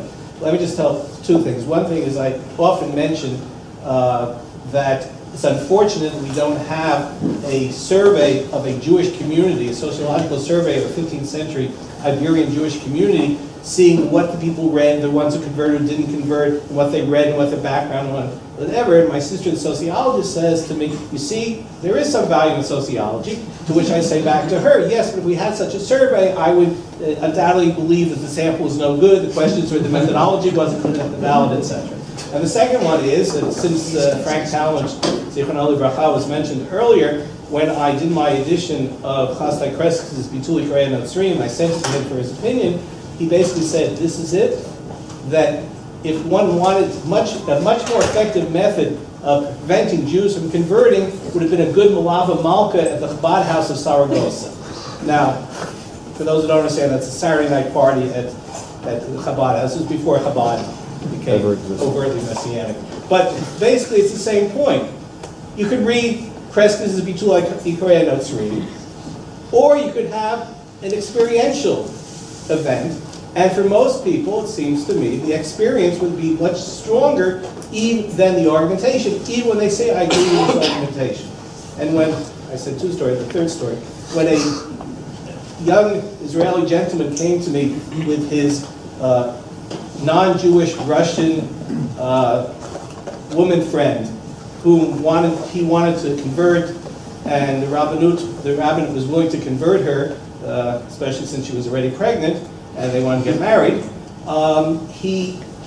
The only thing is that when the rabbinate asked her about Jesus, she said she believes that Jesus was the Messiah, and therefore they didn't accept her. So he went to the Tel Aviv library, stole the copy of the Tel Aviv library, Bitulei Korei Notzrim, tried to read it to convince her not to be a Christian, or not to believe in Jesus. Unfortunately, he was unable to understand the Aristotelian argumentation of Chrestus's so he made an appointment with me to come and explain to him the arguments, and then he came with her. I don't know what happened at the end, but I doubt that Tulei Notzrim really convinced anyone to remain Jewish. But that you're changing the purpose of our sentence. You realize? I'm trying to get, so David will prove. Perhaps a word about what you said about the Tulei Notzrim and the case of Kreskas. It seems to be that in a way, Paul of Burgos and Kreskas are very close to each other, in that both exalt values of faith over knowledge and philosophical speculation. There is this term in the Spanish drawing, perhaps from the middle of the 14th century, away from, among many circumstances, away from their traditional interest in philosophical and especially the Christic philosophy, and back to faith. And it means that Kreskas exalts faith. Albo writes a chapter in the Book of Principles about how faith is far greater than knowledge. And Paul of Burgos says the same thing. In fact, you find the same expression on the Yitaron HaChokhmah על הידיעה המחקרית, on the superiority, Yitaron HaEmunah, the superiority of faith on what both call exactly the same term, ידיעה מחקרית, speculative knowledge, in Albo, and in Paul of Burgos' answer to Joshua. Now, so they are part, in a way, of the same sensibility. This leads to your answer. I understand that you devoted part of your scholarly life, a large part of your scholarly life, to polemical literature and argumentation. And your conclusion is that all the arguments don't matter in the end, and that it's not very important to read all this literature that you have been interested in reading and editing, since you say, well, in the end, when it comes to real decisions, the arguments don't much, it is psychological or other reasons that are. I'm not fully sure, but it is really a problem to understand why some of the Jews who are going back to values of faith and departing from the philosophical Judaism in a way born within philosophical Islam, while some remained Jews and while others went to Christianity where they found these values of faith that were dear to them. And it leads me perhaps to some words about, so in the end, what is the testimony of this change on the reasons of Paul of Burgos' conversion? What can we learn? It seems to me that in Paul of Burgos' conversion we can identify rather clearly two reasons. The first reason is indeed he has been convinced by Christology and by faith and a Pauline view of faith, which is typical of the period. And this is said by Joshua Yonti, who says the three-fourths possible reasons for conversion do not fit you. The only really possible reason is Christology. Now I have to discuss with you about Christology and explain to you that you are wrong in your Christological explanation and so on, etc. And so this is what Joshua Halloki, this is his assessment of the reason for Paul of Burgos' conversion. Now, also a word. Why is Paul of Burgos' case so important? Because it is obvious, but perhaps it needs, as obvious things need, to be emphasized. Most of the Jews in 1391 converted because of force. But now there was a number of converts that converted out of conviction, and Paul of Burgos was their leader. So we have to understand what happened there. Joshua Halopy's view was that faith and Christological reasons were the main trigger, and afterwards Paul of Burgos himself, in his prologue to the Argumentationes, explains to his son the reasons for his conversion, and he speaks again about this reason. He said that during 4 years before the conversion, I was reading both Jewish books, obviously as a Jew, and also Christian books, which is also what is written in this letter by Joshua Loki. You know both laws better than anybody, and so you can explain me what you think about this. This is exactly what Paul of Burgos said afterwards, that for years he was reading Christian books, and so this led him to his conviction, to values of faith within a Christian language. The second reason I see, and this is what this leads to me to remark that this prologue of Solomon Halevi explaining to his son in the late 20s of the 15th century the reasons for his conversion, Lion Speak has written about this prologue, an interesting, inspiring essay. But he, as has been said also this morning, he tried to see this prologue within the conversion narratives as a literary device based on both, there were two possible narratives, the Paul narrative of a sudden conversion and the Augustine conversion of a long process. So if you use conversion narratives, you can use them for whatever you want. I think there is something in this that Paul tried to put his own case within recognizable narrative. At the same time, basically, and at the end of every examination, more or less, he says what happened. In positivistic terms. The first reason was indeed this faith and Christ and Christological interpretation.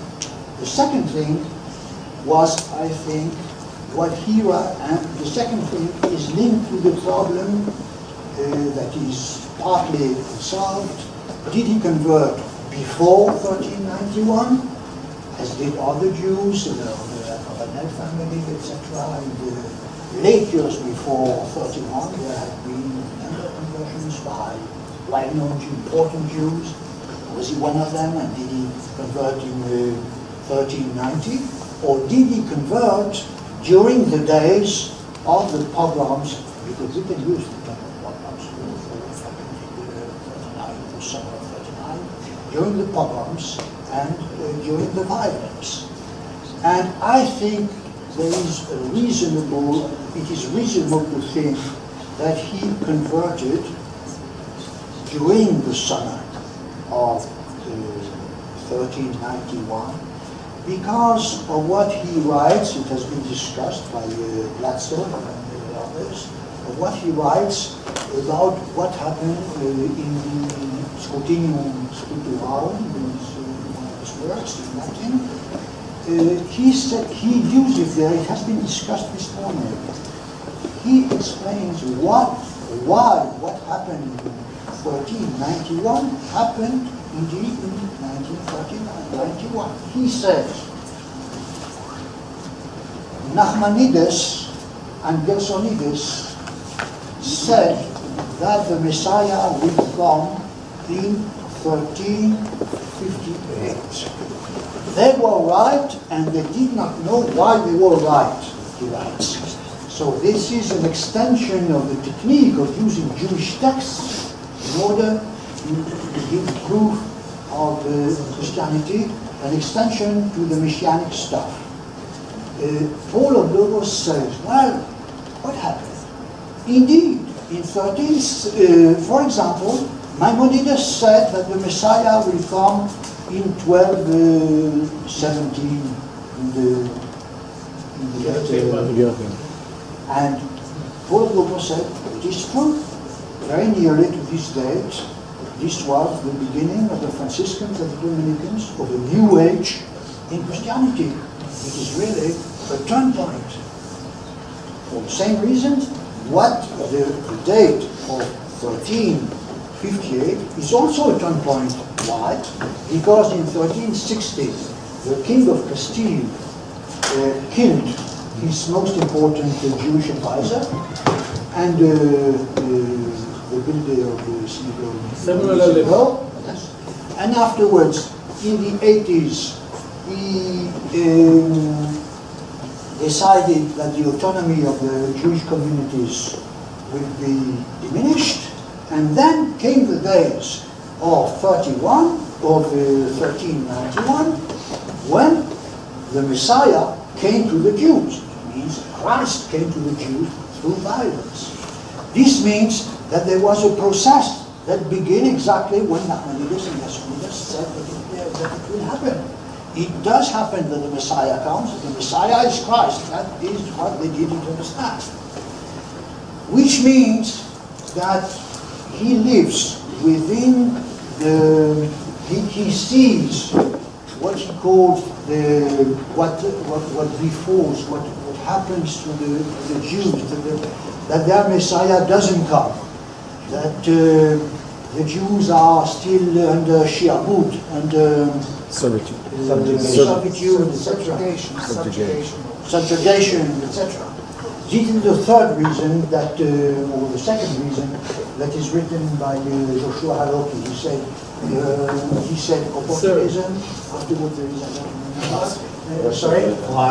philosophy. And the third reason is that Jews feel the misery of their situation. I think that indeed Paul of Burgos was perhaps fed on messianic faith that didn't find expression in the Messiah. The situation of the Jews was all the same. And then came in with the pogroms, Jews became Christians, and this is the Messiah, this is Christ. And so we have and this is what Paul of Burgos explains himself. We have the cross of two strong reasons. I share your view that discussions, for example, about Trinity, about baptism, they were not very important for Jews who didn't in a case understand much of these things. And the explanation by Christians of intricacies of reasoning and of these things were not important to them. What was important to them is why are we in the horrible situation, the difficult situation that is ours, of subjugation to the nations. And so the cross of back to faith and despair out of messianic expectations not filled, both of them led to his conversion, an authentic conversion, indeed. And this is explained by himself. He's rather, I think, convincing in his explanation. In this way, I think that this text gives a good testimony of what happened to him and to him as a major personality, as somebody who was the symbol of a possibility for a Spanish Jew. At the same time, we have here a testimony that is completely undecipherable, I would say, about Joshua Haloki. Because what happened? I don't think, this is why I was too fast in my explanations. I think that what we learn here, we don't see real flashes of doubt and a journey towards Christianity in what Joshua Haloki writes. In fact, he has 8 questions to ask to Shlomo Levi, and I skipped over them. These questions are exactly the answers that will be given by the Jewish protagonist during the Tortosa disputation. As he discusses, he says that you know that Jesus was not a king that was accepted by the Jews, and what the Jews always say. The view that the Messiah has to make a public manifestation of himself and to do miracles, but miracles of a certain kind, miracles like those of Moses, And there is a discussion, obviously, with the parallelism between first liberation during the Exodus and the last liberation during the Messianic days, etc. And the miracles of Jesus are not according to this pattern, because if he is in a house and changes water to wine, it is only some person see that, etc. Well, this can be naive and not very interesting intellectually, but this is the kind of things that Jews were saying. And afterwards, at the time, I tried to say that we do not know when he converted. We generally say, it is said that it was in 1412, in order to say that it was Vicente Ferrer was that converted him. It is possible. We do not know. The testimony in the canonization process is not enough. So we do not know.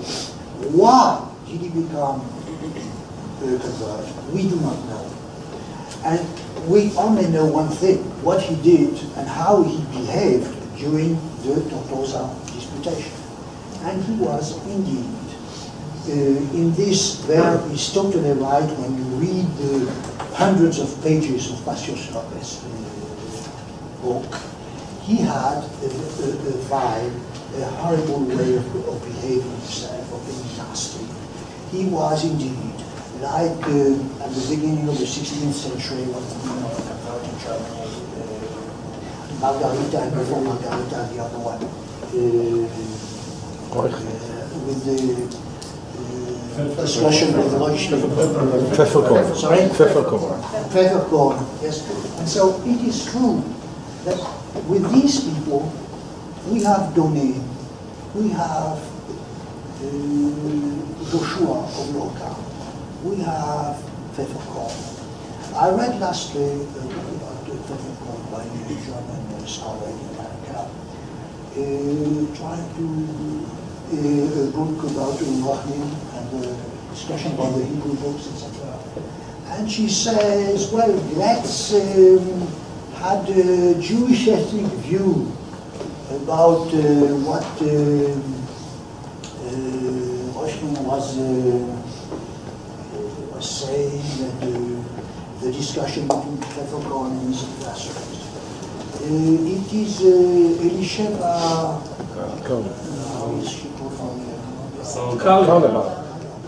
responded to this, I think, very justly.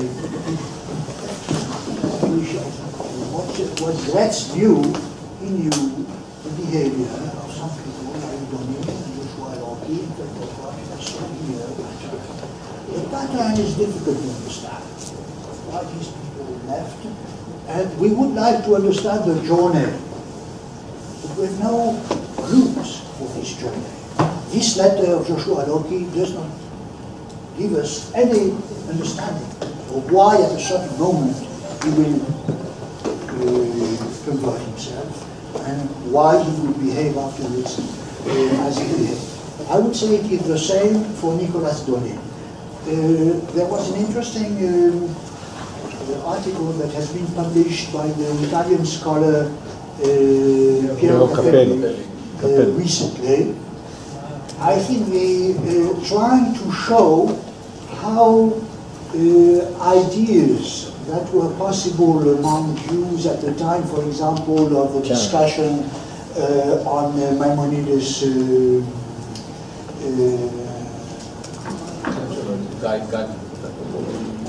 controversy, yes, with the notion, for example, as Jews, philosophical Jews in southern France would say, Agada is ridiculous, etc., etc. So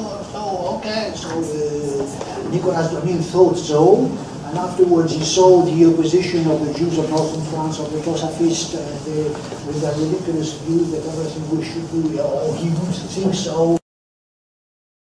And so afterwards he would attack the Agadot in the Talmud.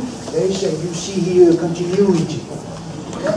And so it is interesting to try to understand really, and you could say also, so you see what leads him to depart from his Judaism through his own interrogations within Judaism, and it would be also interesting to understand the life the lives of the converts when even after their conversion, their Jewish life is not totally lost. And we could say, for example, Jesse was talking about that, I think, in Paulo Lobos, you could try to find in his late books with these numerous discussions and allusions to Maimonides and other Jewish thinkers. So you see that 20 years, 30 years after his conversion, he is still naming and quoting Jewish authors, etc. So that there is here, one could say that there is some pattern or something where Jewish education and history of Christianity merge in some way. You could say there is some hybridity, and you could say hybridity we are happy. So anyway, so after conversion, still something of the Jewish phase of the life is present, and so we understand journeys in their unity. But I must say, all this would be very interesting, but I see no proof of that at all. Not for example, Piero Cappelli's argument is interesting, but I find it completely unconvincing. I don't know why Nicolas Denis converted. I don't think that anyone is in a position to have an assessment of that. And this is the same for Joshua. Do, please. First, do. Yes. Sorry. Two things very quickly. One methodological. I am among those who prefer to speak in terms of melancholy and not in terms of depression. That is, psychology and sociology are useful tools, but they used to become a sort of conceptual prisons to understand human behavior. And I prefer to use more, perhaps, idealistic and mystical terminology like conversion.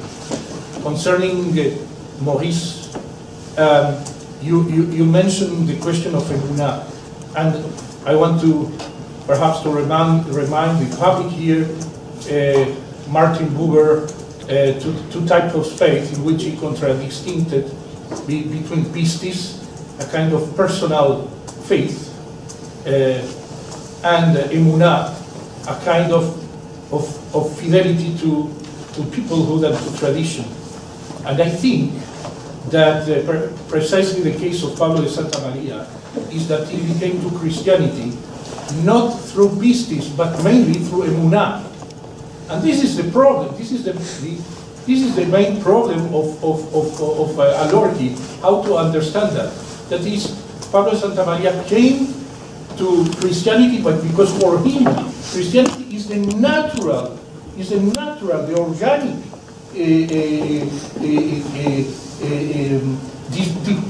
deployment of Judaism. In a letter he wrote to Alorki, if I don't mistake, he used the term Masoret Abrit, the tradition of the covenant, claiming by that if you are coherent, you will naturally arrive to Judaism, to Christianity. Okay, just a minute. Uri. Skip it. Okay, so fine first and then Yossi. No, But be short. No, I'll also skip because of time. Skip. Okay, Yossi. You have time? Yeah, but be short, I'll do it short. Thanks. First of all, I think generally from what I know about Pablo's Latin writing, at least, the general picture that you portrayed surely fits in very well. So we have a coherent picture of his motivation and of his attitude with regard to faith and reason and all this argument against logic. But just few points. First of all, with regard to the things that have been said here, we got to remember that a large part of the argument, the religious argument, is not at this stage between Jews and Christians, Christians who are trying to persuade Jews, but Christians like Pablo who try to persuade already converts, who already converted, they're already Christians, they're already obliged to all the laws of the church, they're already in jeopardy in the case that they do not follow it, and they still need to assimilate them. And most of these people, the vast majority of these people, had very little knowledge, if any at all, about the new faith. We're talking about very, very few people that contemplate on polemical writings, on Christian writings. So the questions that are being dealt at this stage, I mean, after 1391, should be taken into account in a much more broader social context, which is that there is a very large population of people that are already converts and still needs to go through this process of catechesis, assimilation, whatever you want to call it. And a large part of what Pablo does refers to that. And in exactly with this regard, one of the big questions is not whether to convert or why to convert, but what is conversion? And I think that the polemic between Porfirio Duran and Pablo de Santa Maria is exactly about the question, what does conversion mean? When Porfirio Duran responds directly to Pablo in his letter, Do Not Be Like Your Father, what he's trying to say about Pablo's doctrines is that they portray that his ideal of conversion is a complete betrayal, is a complete break with Jewish heritage. And the reason that he says that, the only logical reason that he says that, and we can prove that from Pablo's Latin writings, is because Pablo is saying exactly the opposite to the other converts. He says that no, conversion is not a complete break. We have many channels of continuity that continue to keep us in the fold of Israel in many different senses. So the argument is not just a theological argument, Trinity, yes or no, commandments, but is what does it mean to convert in this environment. So this is also something that is important to say. And with regard to the text itself, just one question.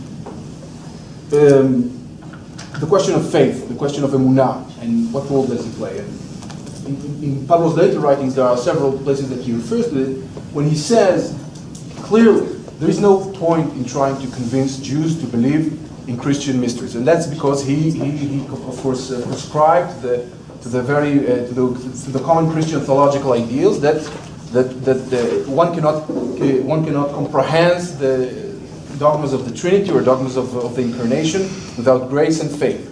And he says several times, there's no point in trying to convince them to believe in these ideas. The only reasonable thing that you can try to persuade a Jew, and this is of course fits to a long scholastic tradition of polemical language, is that the Messiah has come. If you do that, maybe later on you can try to convince them to accept the writings of the Christians, the authority of the Christian traditions, and then you can start to talk to them about the other subjects. And when you read the first passage of Halevi's letter, it says,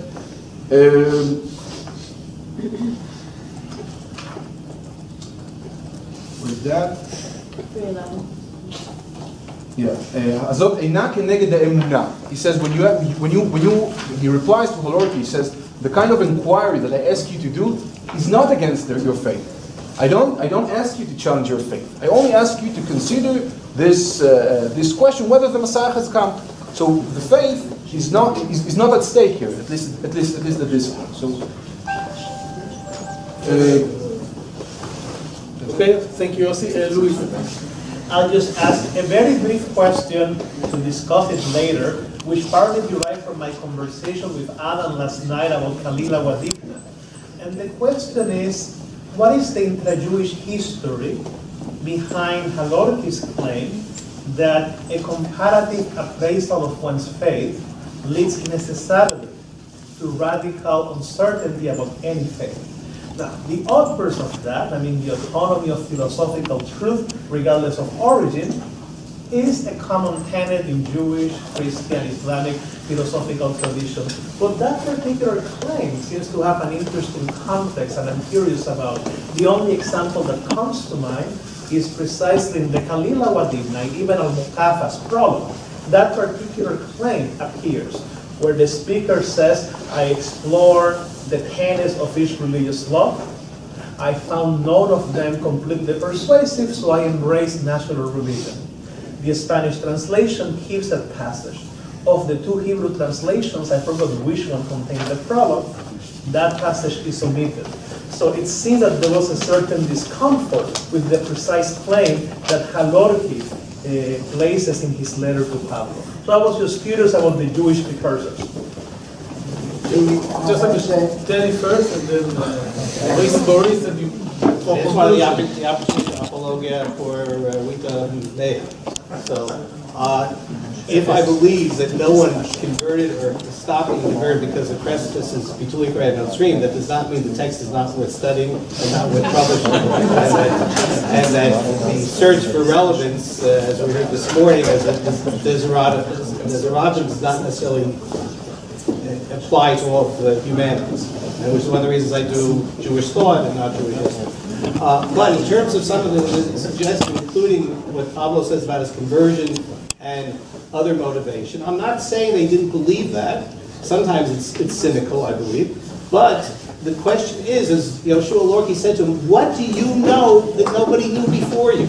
Or as Nachmanides said in Barcelona for Genesis 49:10, the Shiloh passage, are you the Jew who thought of this argument? Is this some kind of new argument? And and therefore, since the arguments are set, and since the arguments are known, for someone to convert, it seems to me there has to be some other thing. And then after they convert, to then take it out on their, what we call former co-religionists, which is a bad term, all right, by going after them and trying to convert them and persecuting them, there's a difference between that psychology, the person, than the person who says, all right, I'll convert, I'm convinced, all right, and I'll go along my own way. If I can, one more story. David Berger and Michael Wishgrad wrote an anti-Christian polemic in the 1970s, and he told me that he and Michael used to ask each other, what are they going to do with the Vatican treasures once their book gets exposure and people read it and Christianity disappears? So it's not there were any new arguments there. It's the same old arguments. They knew that the arguments themselves are not sufficient to conclude. Or is 2 minutes to conclude?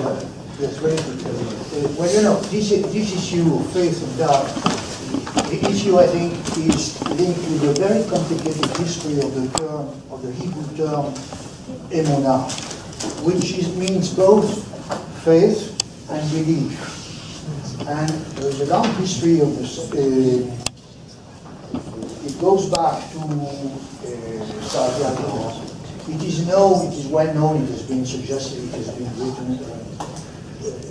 Many have written about that, Gutmann and Sharon Rosenberg and Maneki and others, that Yehuda Ibn Tibon translated Saadia, and he translated different Arabic terms by the same term, emunah. And so he introduced here a systematic confusion, it could be said. And so, in any case, in what is linked to belief, there is in Saadia a list of the different kinds of arguments according to Aristotle. That you find that also in scholasticism. That belief is, fides is inferior to scientia, but is better than opinion, svara, in Hebrew. Now, but through the use of emunah in Hebrew, it became a mess. The notion that emunah should be very firm is found everywhere, also in, obviously, in scholasticism. And this is why doubt should be out of emunah, which is a very long story. Okay, thank you very much.